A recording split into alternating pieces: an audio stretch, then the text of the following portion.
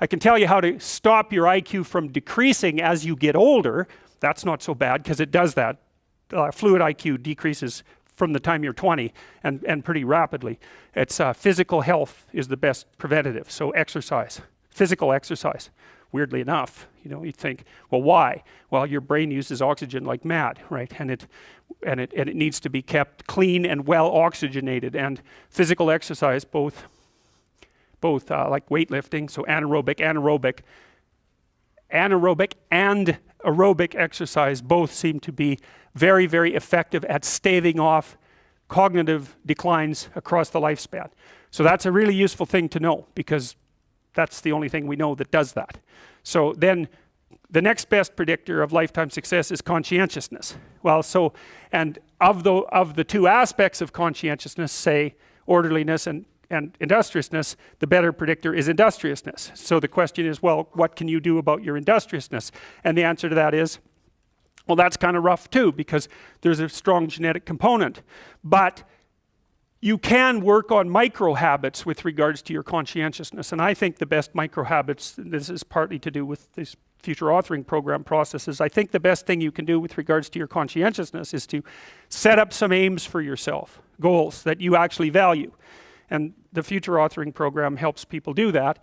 And basically, it does a situational analysis it helps you do a situational analysis of your life more than a psychological analysis, I would say. And so the questions are something like, well, all right, you're going to have to put some effort into your life. And you need to be motivated to do that. And so what are the potential sources of motivation? Well, you could think about them in the big five manner. If you're extroverted, you want friends. If you're agreeable, you want an intimate relationship. If you're disagreeable, you want to win competitions. If you're open, you want to engage in creative activity. If you're high in neuroticism, you want security. Okay, so those are all sources of potential motivation that you could draw on, that you could tailor to your own, your own personality. But then there are dimensions that you want to consider your life across. And so we ask people about, well, if you could have your life the way you wanted it in 3 to 5 years, if you were taking care of yourself properly, what would you want from your friendships? What would you want from your intimate relationship? How would you like to structure your family? What do you want for your career? Well, how are you going to use your time outside of your job? And how are you going to regulate your mental and physical health, and maybe also your drug and alcohol use? Because that's a good place to auger down, because alcoholism, for example, wipes out, 5 to 10% of people. So you want to keep that under control. And then so maybe you develop a vision of what you would like your life to be, and that associates the goal. Well, once the goal is established, and then you break down the goal into micro processes that you can implement, the micro processes become rewarding in proportion in relation to their causal association with the goal, and that tangles in your incentive reward system. We talked about the dopaminergic incentive reward system, and that's the thing that keeps you moving forward. And the way it works is that it works better if it produces positive emotion when it can see you moving towards a valued goal. Okay, well, what's the implication of that? Better have a valued goal, because otherwise you can't get any positive motivation working out. And so the more valuable the goal, in principle, the more the micro processes associated with that goal start to take on a positive charge. And so what that means is, well, you get up in the morning and you're excited about the day. You're ready to go. And so as far as I can tell, what you do is you specify your long-term ideal. Maybe you also specify a place you want to stay the hell away from so that you're terrified to fail as well as excited about succeeding, because that's also useful. You specify your goal. You do that in some sense as a unique individual. You want to specify goals that make you say, oh, if that could happen as a consequence of my efforts, it would clearly be worthwhile. Because the question always is, why do something? Because doing nothing is easy. You just sit there and you don't do anything. That's real easy. The question is, why would you ever do anything? And the answer to that has to be because you've determined by some means that it's worthwhile. And then the next question might be, well, where should you look for worthwhile things? And one would be, well, you could consult your own temperament. And the other would be, well, you kind of look at what it is that people accrue that's valuable across the lifespan. So you do a structural analysis of the subcomponents of human existence, and I already did that. You need a family, you need friends. Like, you don't need to have all these things, but you better have most of them. Family, friends, career, educational goals, plans for, time outside of work, attention to your mental and physical health, etc. That's what life is about. And if you don't have any of those things, well, then all you've got left is misery and suffering. So that's a bad deal for you. So once you set up that goal structure, let's say, and that's really in many ways that's what you should be doing at university.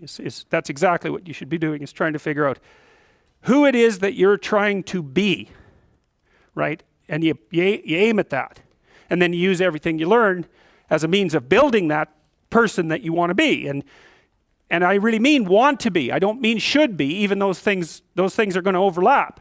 And it's important to distinguish between those, because that's partly, and this is back down to the micro-routine analysis. So as I was saying, well, you're going to try to make yourself more industrious. Okay, number one, specify your damn goals, because how are you going to hit something if you don't know what it is? That isn't going to happen. And often people won't specify their goals too, because they don't like to specify conditions for failure. So if you keep yourself all vague and foggy, which is real easy, because that's just a matter of not doing as well, then you don't know when you fail.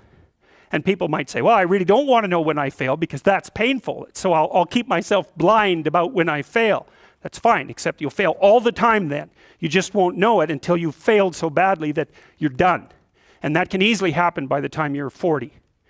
So I would recommend that you don't let that happen. So that's willful blindness, right? You could have known, but you chose not to. Okay, so once you get your goal structure set up, you think, okay, if I could have this life, it looks like that might be worth living, despite the fact that it's going to be, anxiety provoking and threatening, and there's going to be some suffering and loss involved and all of that. Obviously, the goal is to have a vision for your life such that, all things considered, that justifies your effort. Okay, so then what do? Well, then you turn down to the micro routines. It's like, okay, well, this is what I'm aiming for. How does that instantiate itself day to day, week to week, month to month? And that's where something like a schedule can be unbelievably useful. Google Calendar. It's like, make a damn schedule and stick to it. Okay, so what's the rule with the schedule? It's not a bloody prison. That's the first thing that people do wrong. They say, well, I don't like to follow a schedule. Well, it's like, well, what kind of schedule are you setting up? Well, I have to do this, then I have to do this, then I have to do this, and then I just go play video games, because who wants to do all these things that I have to do? It's like, wrong. Set the damn schedule up so that you have the day you want. That's the trick. It's like, okay, I've got tomorrow. If I was going to set it up so it was the best possible day I could have, practically speaking, what would it look like?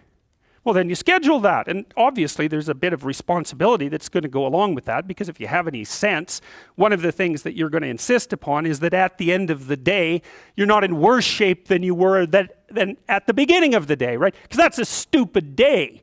If you have a bunch of those in a row, you just dig yourself a hole and then you bury yourself in it. It's like, sorry, that's just not a good strategy. It's a bad strategy. So maybe 20% of your day has to be responsibility and obligation, or maybe it's more than that, depending on how far behind you are. But even that, you can ask yourself, okay, well, I've got these responsibilities. I have to schedule the damn things in. What's the right ratio of responsibility to reward? And you can ask yourself that, just like you'd negotiate with someone who is working for you. It's like, okay, you got to work tomorrow. Okay, so I want you to work tomorrow. And you might say, okay, well, what are you going to do for me that makes it likely that I'll work for you? Well, you could ask yourself that, So maybe you do an hour of responsibility and then you play a video game for 15 minutes. I don't know, whatever turns your crank, man. But, you have to negotiate with yourself and not tyrannize yourself.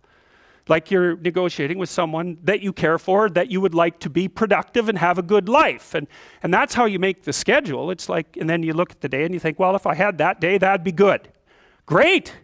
And you're useless and horrible, so you'll probably only hit it with about 70% accuracy, but that beats the hell out of 0, right? And if you hit it even with 50% accuracy, another rule is, well, aim for 51% the next week, or 50.5% for God's sake, or because you're going to hit that position where things start to loop back positively and spiral you upward. And so that's one way that you can work on your conscientiousness, is plan a life you'd like to have. And you do that partly by referring to social norms. That's more or less rescuing your father from the belly of the whale. But the other way you do that is by having a little conversation with yourself about, as if you don't really know who you are, because you know what you're like. You won't do what you're told. You won't do what you tell yourself to do. You must have noticed that. It's like you're a bad employee and a worse boss, and both of those work, for you. You don't know what you want to do, and then when you tell yourself what to do, you don't do it anyways. You should fire yourself and find someone else to be. But